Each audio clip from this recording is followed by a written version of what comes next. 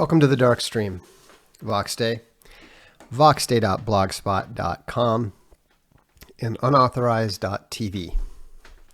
Thanks for tuning in. This was kind of an unexpected stream, which is why the notifications were not very far in advance of the actual stream. But we made it. It's all good. Here we are. I'm a little bit beat right now, to be honest. We had a game today, and unfortunately we didn't win this one, but it was close. 2-1, two top teams in the league. Could have very easily, could have and should have gone our way. But, you know, it was a good game, so that works out. Especially since we only had 2 substitutes and our 2 best players were missing. So, you know, it was better than we expected. But I'm going to need to have some coffee because otherwise I might just conk out in the middle of this. So, anyhow, who doesn't read books? You know, I mean, I understand that, you know, this is a post-literate society. I understand that, you know, especially here, I mean, we're on YouTube. This is how a lot of people prefer to obtain information and so forth, and that's fair. What's with the shirt? This is just one of the new Alt Hero shirts from, that's their goal. That's why you see these ridiculous big lies coming from people. Then you are subject to all kinds of falsehoods. And it's very, very easy for people to lie about things when you don't read. Why? Because all of the digital technology, all the digital methods of communication are fundamentally ephemeral. Look at how Amazon is able to actually change what is on, start eliminating books that featured either hate speech or predecessors to hate speech. Is that, where do you stop? That's just the elimination of history right there. You would absolutely have to get rid of Charles Darwin's books, for example. You know, the most favored races. You know, that's not even a predecessor to hate speech these days. That's pure hate speech. It's true that new media has decreased attentions. Now, Owen has done a great job of showing people how the changes in the dictionary over time have modified the very meaning of words. Again, if you don't read, you don't know. If you don't read, you're left to operate in ignorance, and you're much more subject to being deceived. You know, when you look at all of this, you know, all of this stuff, it's very clear that the idea is to literally dumb people down, make them less intelligent, and make them considerably less informed.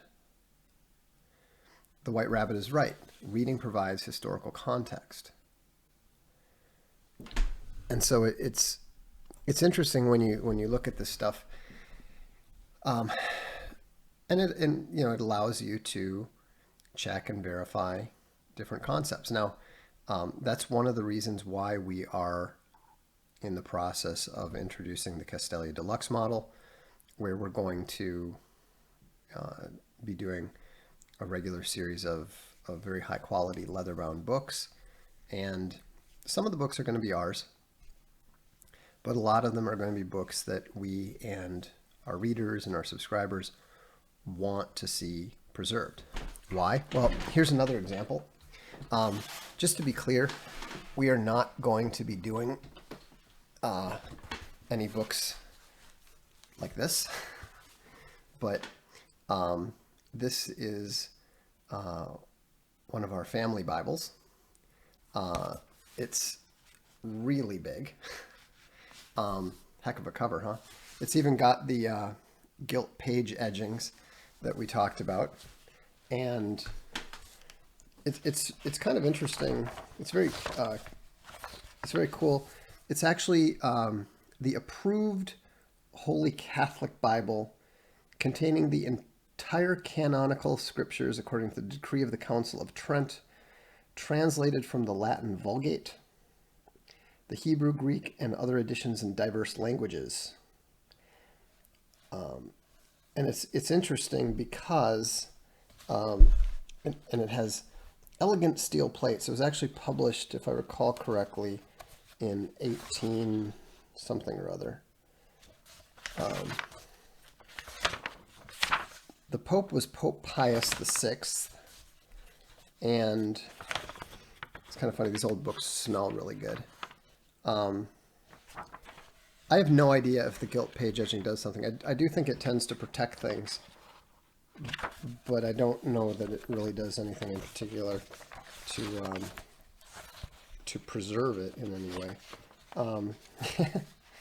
Yeah, check out this. This is crazy. So it's dedicated to Pope Leo. This is really heavy, just so you understand. And it's got this amazing front piece, which you can kind of see here. And so I think this is published in something like 1868, if I recall correctly. But it's got this long life of the Blessed Virgin, Mother of God, history of the Holy Catholic Bible. It's interesting because this is not the King James Version, of course. No, this is not for sale. And people say they want to see my library. I mean, we're not doing a library tour or anything, but this is just one of my books. My wife and I picked it up in a used bookstore back when we were first married. We thought, well, we should have a family Bible. So, but it's interesting because I was using it to check on some of the Mandela effect stuff. And what I thought was interesting was it has some of the things that people were concerned about. It doesn't have other things that people were concerned about in the King James Version. But it did make me think that a lot of the Mandela effect is actually a confusion of different Bible translations. Because the wineskins, they talk about the old bottles and new bottles versus old new wineskins and new wineskins. And you can see very clearly that certain translations say wineskins, and the King James says bottles. And so yes, this one has the apocrypha, and it has it's kind of confusing a little bit, although it's funny that it confused me because I actually use this book in Summa Helvetica, but it has the book of Esther and the book of Paralipamonen, and so it's a little different. But the book of Nehemiah, which is called the Second of Esdras, and so forth. So anyhow, somebody asked about the whole Mother of God thing. I am not interested in, obsessed by, or convinced by Marianology, but I don't really have a problem with it. It's different people have different traditions. I don't have an issue with that. I respect Japanese traditions. I respect Italian traditions. I respect Catholic traditions. And one of the most important things is that the forces of evil would not have been so focused on converging, corroding, and attempting to destroy the the Catholic Church if it was not a significant force for good. Is it a significant force for good today? Well, it's pretty converged, but I'm not going to attack Catholics for that. The Southern Baptists are incredibly converged. Russell Moore is one of the slimiest worm tongues I've ever seen involved in any sort of religious capacity.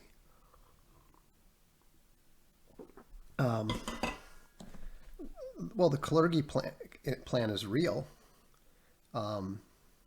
Whether people that are doing things that would appear to fit within it even know about it is questionable. But yeah. Now this is, let's see. I don't believe the Catholic Church is the little horn from the Book of Daniel. No, that's my perspective. Yeah, so this, this is pretty awesome. We are not, I repeat, not going to be doing selling books like this for $100 because, frankly, I'm pretty sure it would cost a lot more than that. But how much did it cost? I don't recall. I mean, we bought it like 20 some years ago. So, but the thing is that that's what's so great about this sort of stuff. That's why I would encourage anyone who cares about books, cares about the preservation of knowledge and so forth. That's why I encourage you to subscribe to, or at this point in time, just let me know that you're going to subscribe to Castelia Deluxe, because that's the goal. The goal is to create these things and preserve these things so that knowledge can be protected. So, and speaking of which, that is actually that's actually a question I have for all of you, which is, or all of you who are planning to subscribe. So far, there's about 130 some people. That first of all, don't keep asking the same question. And secondly, that the Third Reich is not a book. That whole row is Avalon Hill and Avalon Hill style war games. That is advanced Third Reich. So, do you have to do any maintenance on your chair to keep it in good condition? We probably need to get the seat redone, but no, we haven't had to do any maintenance. I don't know how old the chair is. I just know it's older than I am. Any plans for a series of great fiction for children? Yeah, we're going to do the crowdfunding for the Junior Classics in less than 2 weeks. So, anyhow, what I'd like to know from those of you who are intending to, we will ship to Europe. We may end up having a surcharge. We don't know yet about the surcharge, but we will get it to you. Anomic says, this topic reminds me of the movie Book of... do you want to hear from subscription people if we can't sign up immediately? I want to hear from everybody who has sent me an email saying that they're going to subscribe. That's all I'm concerned about. I don't know if I've played Avalon Hill Chancellorsville. I don't think so. But anyhow, what I'm interested in knowing is the first deluxe book is going to be The Missionaries. The second deluxe book is going to be Summa Helvetica and Other Stories. The fourth one is probably going to be A Throne of Bones, assuming that we can get our act together for that one. So The question is, we want to do something that is a classic, some sort of, uh, you know, history, philosophy, some sort of a genuine classic for the third deluxe book. So I'd be interested in hearing your opinions on which that book should be. It's not going to be any of the Cambridge Medieval History series, because those are, monsters that we have the same problem with, or same challenge as the Throne of Bones. So if you have any ideas, I was thinking maybe a Charles Oman book. I think Siddhartha is too small. Clausewitz, okay, that's a possibility. Also, Siddhartha is not public domain. So, Donovan, thanks. I appreciate that you've been buying Kindles, but 12 Rules for Life. Well, yeah, I love Charles Oman's The Art of War in the Middle Ages, the longer 2-volume edition. But anyhow, we want to do something that everybody will want to have. No, we're not going to do like The Creature from Jekyll Island is not a classic. We want to do stuff that, again, history, philosophy, stuff that isn't all over the place. One of the things that draws me to Oman is the fact that, you can't really get them very easily. He's got a very interesting history of England. He's got the excellent history of the Peninsular War. We're going to do that eventually, not necessarily as part of that.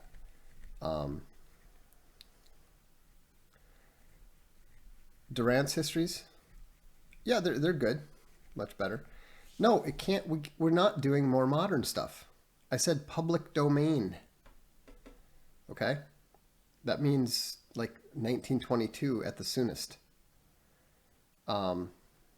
Oman's History of the Byzantine Empire. We've seen two votes for that. I've never actually read that one. That's one of the few Oman's books I haven't read. Oh, we'll do some Van Creveld at some point in time, but we're specifically asking about the third book. We're already doing some, we're already doing some of the books that Castalia publishes. We want to get into doing, the public domain stuff that we don't publish as well. Because again, the point is to preserve knowledge. If there was one work that you would like to see preserved, what would it be? I can tell you right now, it's not going to be Plato. As much as I'd like to do Aristotle, and we probably will do Aristotle, we're not going to start with that. Well, the Iliad and the Odyssey are both viable options, and we'll probably do them eventually. But there's so many of those already available. I'm betting that if you're a subscriber, there's a decent chance you already have there's a decent chance you already have a version by Franklin or a lot of votes for Marcus Aurelius's Meditations. Summa Theologica is too long to do this early. I don't think too many people are interested in Martin Luther's books. I don't think they'll try to change Orwell's 1984. I think they'll vanish it.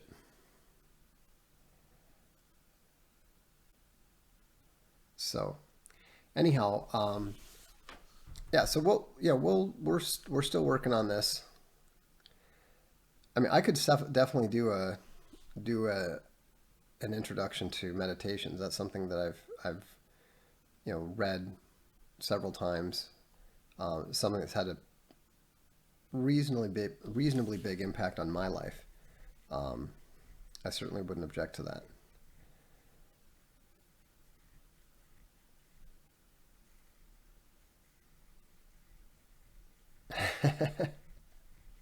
the crap chapters on the Aljubarrota campaign. That's funny.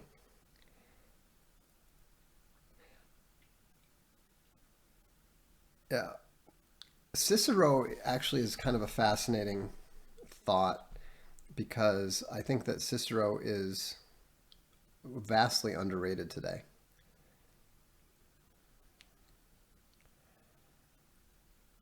Yeah, but he says, I'm a bore. Hayek road to serfdom, but I know it's not yet. Then don't suggest it. You're all you're doing, you're when I ask a question, I expect people to pay attention to the parameters. Showing that you like Hayek is totally irrelevant. And frankly, if we were going to do Hayek, we're much more likely to do The Fatal Conceit, which is a much more significant book than The Road to Serfdom. Big Bear's in the house, and he's with the Kurgan. Buonasera, Giuseppe. Come stai?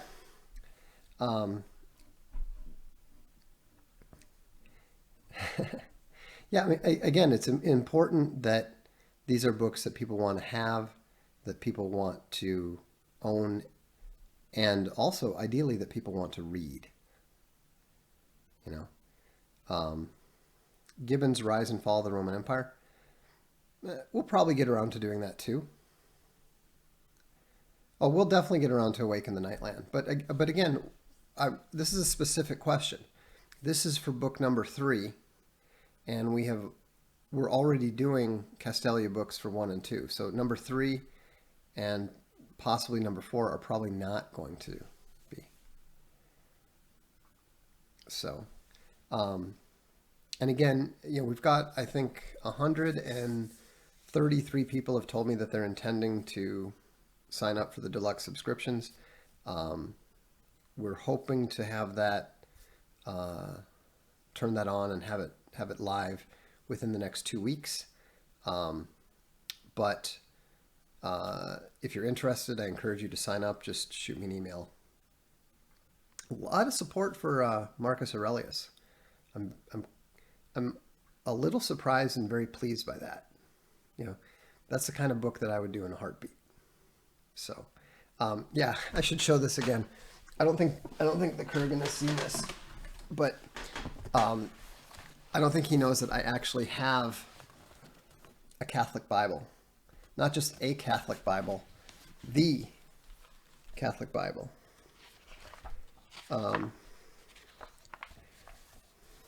The entire canonical scriptures from the Latin Vulgate, the history of the Holy Catholic Bible, and the Catholic Dictionary of the Bible. So, oh, that's cool. Watcher Bear says, hey guys, at the show with Owen, the energy is unbelievable. Well, Owen is supposed to have turned in a book to me already. I think. I don't remember what we'd originally talked about, but yeah, Owen's working on a book for us. So, anyhow, all right. Well, I'm not going to promise Marcus Aurelius, but that is definitely a serious possibility. I'm a little bit surprised just because it's a little bit on the light side, but that's if that's what you guys want and if that's what you guys are interested in, I have absolutely no qualms whatsoever about that. Yeah, it looks like it took about, if that was goat leather, it would have taken at least 3. How many hours do you read per week? I have no clue. I read all the time. I read on my phone at the gym, and I read before I go to bed. I just finished the second Alatriste book by, I think, Purity of Blood by Arturo Perez Reverte. I've been on a bit of a Perez Reverte kick lately. I also reread The Nautilus Chart, the first Alatriste book, Cavalier in the Yellow Doublet, I think it's called, maybe. And then the Civil Communion, which I love. Um, this may be a bit specific, but any book recs for Japanese architecture? No, I know nothing about architecture. If you want to ask about Japanese literature, there I can help you. But I do not like Frank Lloyd Wright. I um, I think he's wildly overrated, but at least it wasn't his stuff wasn't overtly ugly. Would you ever do Nietzsche? Possibly, but probably not. Probably not. Um, I don't like Nietzsche very much. I liked also Sprach Zarathustra, which I read in German, um, but I haven't liked the other. I find him almost unreadable. Just the bombastic posturing, um, just really is irksome. So, uh, but I mean, he is a significant enough thinker that we might have to consider it. How many thousands of library cards do you own? None. But the funny thing was, um, when I was in high school, I used to make a regular habit of stopping by the local library that was on the way home from school. And I'd pull off the highway, and then there's just this little building all by itself in the middle of nowhere.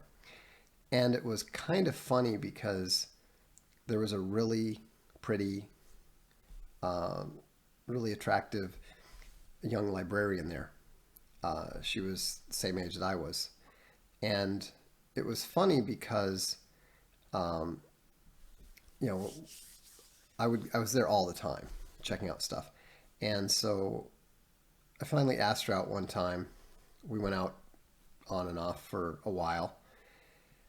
And we ended up becoming pretty good friends. And in fact, she came, she attended one of my birthday parties and met the manager of Psychosonic, and they ended up getting married, which was pretty cool. Um, but anyhow, one day she looked up, this is years later, and for whatever reason, she was still like working. Um, no, it wasn't I went there to read. I went there to get books. I read all the books that I checked out there. The fact that there was an attractive librarian happened to be a bonus. Remember, not a gamma. I don't go places because there happens to be a cute girl working there.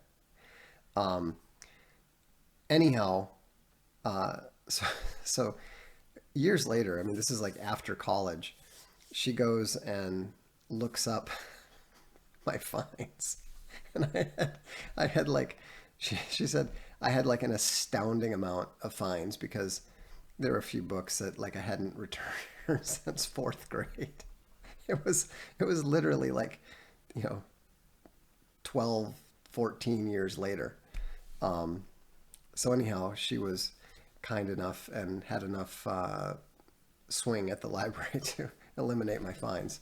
So that was nice. Yes, you should buy Fourth Generation Warfare Handbook. It is a good read, and you will learn a lot, even though it's a very small book. Um, anyhow, so I don't have a library card anymore, but I don't have any library fines. So that works. Um, do you think there will be a revival of good and beautiful art and architecture in the West? Yes, if Western civilization survives. And Richard Evans is absolutely right. Jeeves, he did not give the best statement on Nietzsche. He gave the second best statement on Nietzsche. You would not enjoy Nietzsche, sir. He is fundamentally unsound. Exactly. However, however, um, the best thing that anyone ever said about Nietzsche is Robert Anton Wilson when he's talking about Nietzsche reflecting on eternity and an eternity of spiders, or an eternity of Nietzsche's, or an infinity of Nietzsche's in an infinity of moonlights, staring at an infinity of spiders spinning an infinity of webs. Robert Wilson concluded, Nietzsche masturbates too much. That was the ultimate comment. Hermit Bear says, I have 2 banners from the Vikings opener for you. If you would like to have them, I can give them to Owen to give them to you. By all means, thank you. I would love to have banners from the Vikings opener. As long as I don't have Kirk Cousins on it. Not terribly happy with him. But do you like Edgar Allan Poe? Yes, very much. I think he is one of, if not the best American writers. I would put him ahead of Samuel Clemens. Western civilization is a civilization of Christ. Of course it is. Western civilization is Christendom. Ben Shapiro is lying when he says that the West is Judeo-Christian. The West is not Athens plus Jerusalem. He's perverting the definition of Jerusalem that was used by Christians in the Middle Ages. He's trying to remember when the concept of Jerusalem was created as a spiritual metaphor, it was referring to Jesus Christ. It was not referring to the Turkish city or whatever Muslim power ruled over Jerusalem at the time. So, there is absolutely no truth whatsoever in the so-called Judeo-Christians. You'll notice they never talk about the Judeo-Christian Holocaust, despite the fact that both Christians and Jews actually suffered in it. But they claim that America was Judeo-Christian. They claim that the West was Judeo-Christian, despite the fact that Jews had literally nothing whatsoever to do with Western civilization, with the establishment of the United States, etc., etc. There were more Muslims in the United States at the time of its founding than Jews. It would be more correct to say America is Islamo-Christian.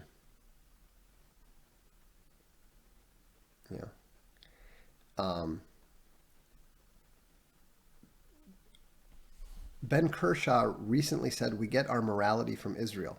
That's total nonsense. Israel is all about gay pride parades. Israel is all about molesting children. Not Israel, the state, but the Orthodox there. They have an unthinkably bad problem with it there. In fact, one of the scandals in Israel right now, because there's a big divide between the secular Israelis and the Orthodox Israelis, ultra-Orthodox Israelis, one of their big problems is that one of the ministers actually protected 10 pedophiles that were allowed to enter into Israel to protect them from being held accountable for their crimes against children. So you need to remember that, in fact, Gamma Mama Drama Bear is correct. It's much more to say that the United States gets its lack of morality from there. It's you can't claim that Christendom was based in any way on the enemies of Jesus Christ. It's totally false. Kyle Lewis says, do you know where the Muslims were in America when it was founded? Yes, they were the black slaves. Most of the slaves that were brought over from Africa were from the Muslim regions, the areas that the Muslims had already taken over. We don't know exactly what, but they weren't all animists.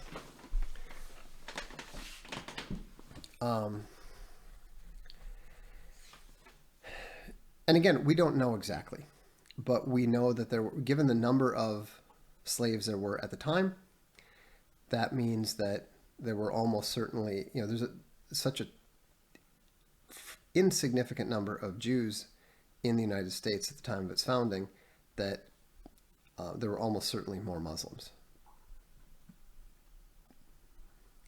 Forkball Bear said, "Whoa, that's wild, never taught in schools." Well, slavery is not taught in schools. And also, never forget Dan Crenshaw, when there are strong forces within Israel trying to crack down on the faction that does commit these crimes. You know, give credit where it's due, give blame where it's due, and don't lump everybody in together when, you know, some of them are actually trying to do the right thing. So,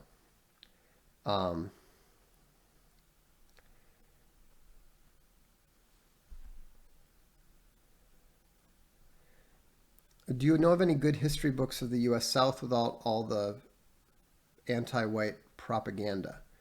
Yeah, like look at things like The Real Lincoln.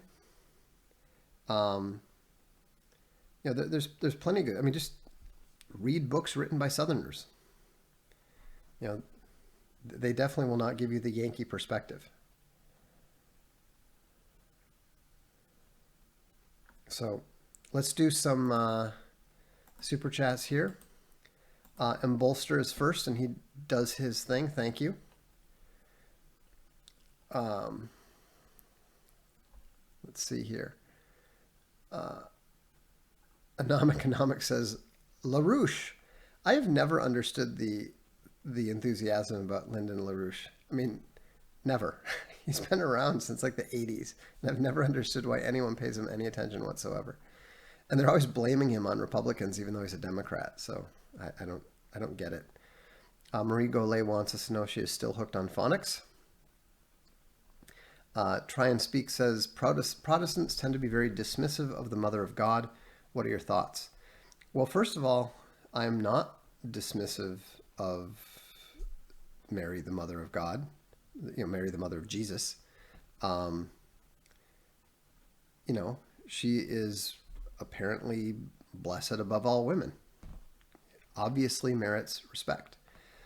Where I disagree is the Marianology that insists that, you know, that she was also the product of a virgin birth.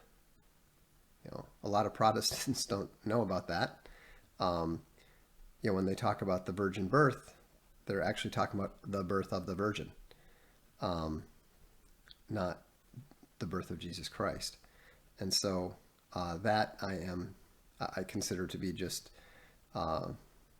dogma that is almost certainly, though not necessarily, incorrect. But you know, the thing is, I don't get worked up over dogma, because dogma is just traditions.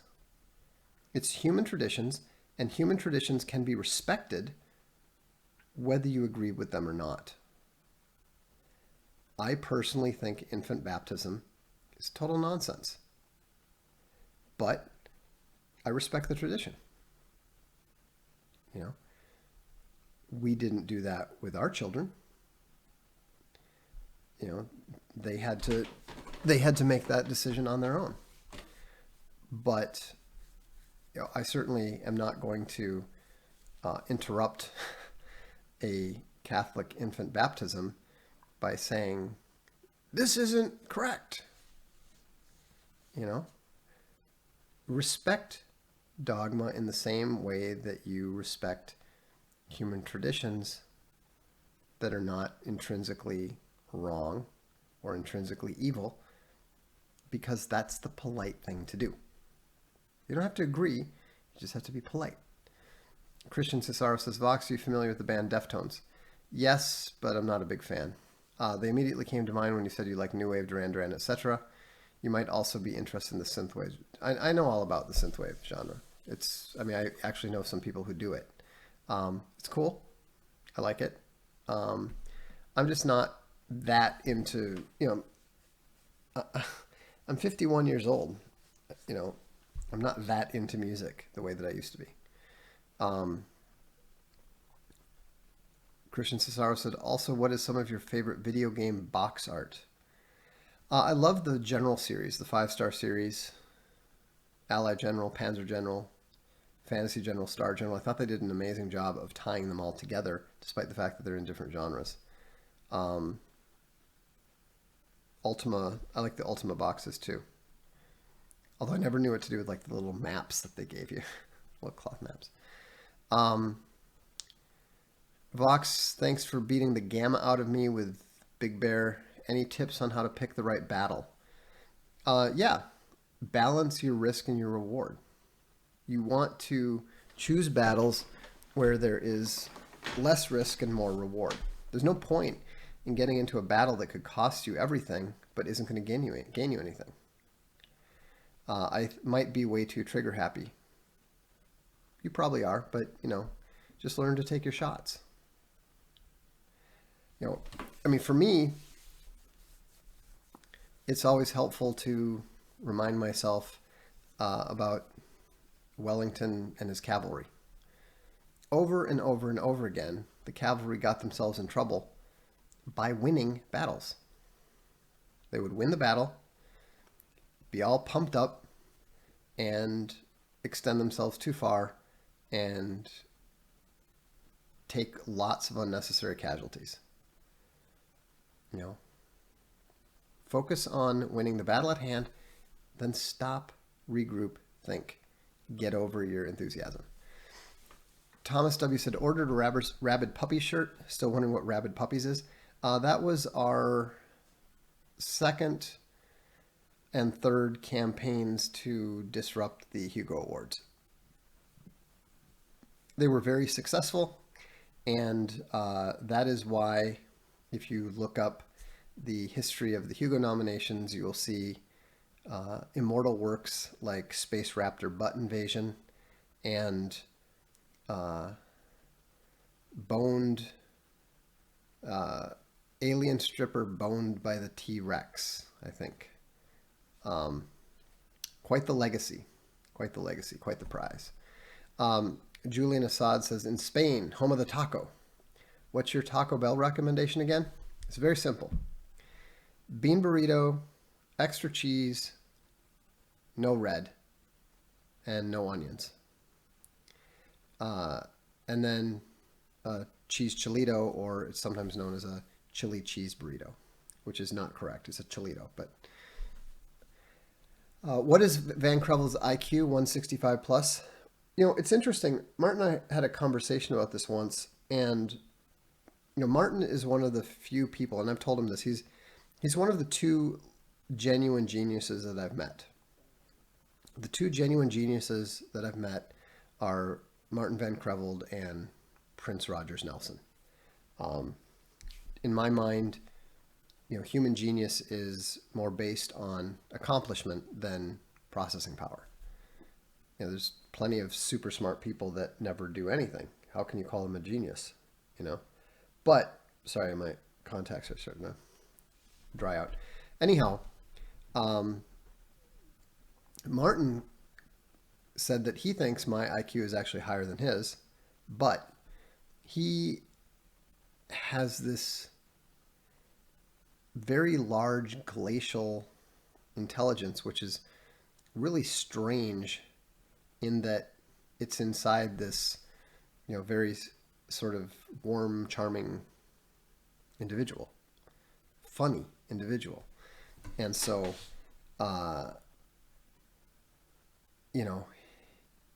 he was able to come up with concepts like the transform. He noticed and elucidated and articulated the transformation of war before anyone else. Everybody's talking about it now. Everybody's trying to figure out how to fight it now. He saw it coming, explained it, explained why it had developed and so forth. When you are named a necessary addendum to von Clausewitz, the second greatest military strategist of all time, you're in such a tiny elite fraction of humanity that Having a high IQ is nothing compared to that. Marie Golay says, Moses and monotheism or Archie comics, I can swing both ways, not the gay way. Okay. I don't always know what to do with Marie's comments. And what books and what authors should be read and reread throughout one's life other than the Bible? Tolstoy, War and Peace. That's definitely one we're going to want to publish. I would say Marcus Aurelius. I would say Julius Caesar, Cicero, Tacitus. I would say Aristotle to the point that you can understand him. If it's not making sense, that's okay. Just lay it aside. The Iliad. I don't think the Odyssey is quite as necessary, but not a bad idea. Those that should get you started. And then, of course, whatever books you love.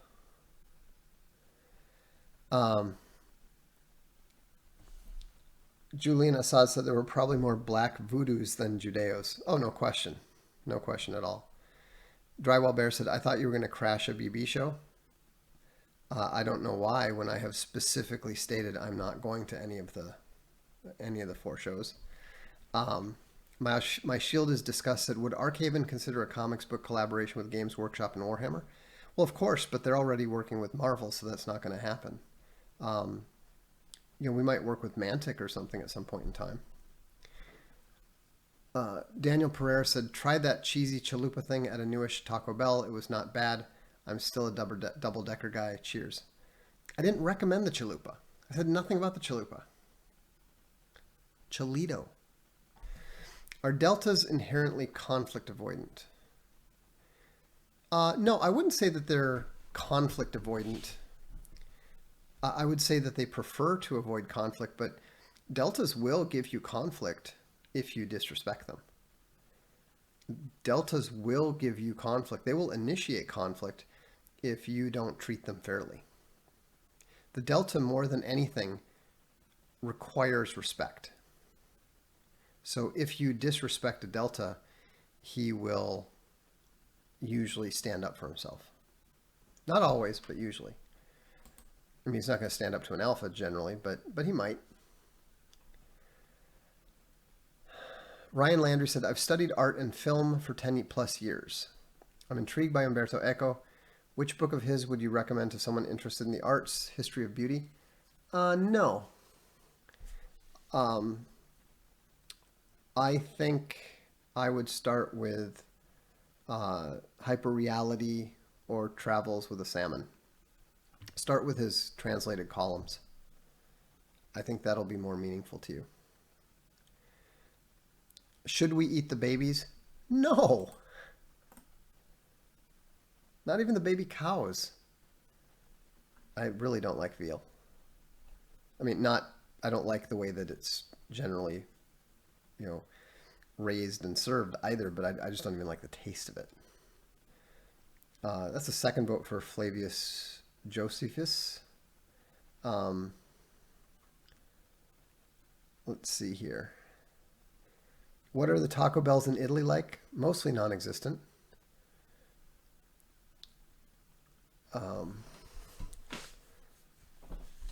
Look into Epopée des Croissants if you want a juvenile version of Grosset's 3-volume history done by himself. Okay.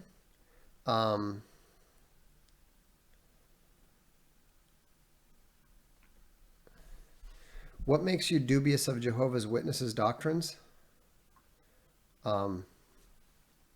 Most of what I've been told about them, most of what I've read about them. I've read the Watchtower, a few things.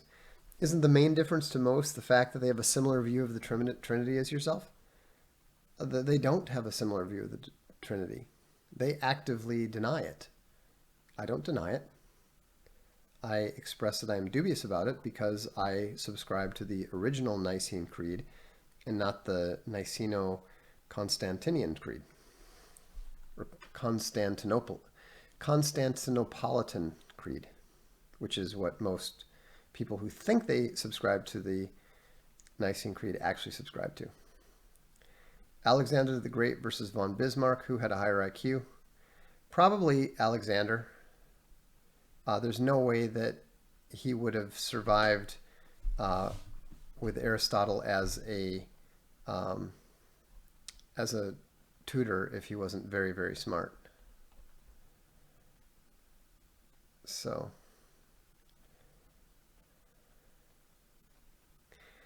major victory. Still don't know what I am. I think I'm stuck between a delta, sigma, and omega.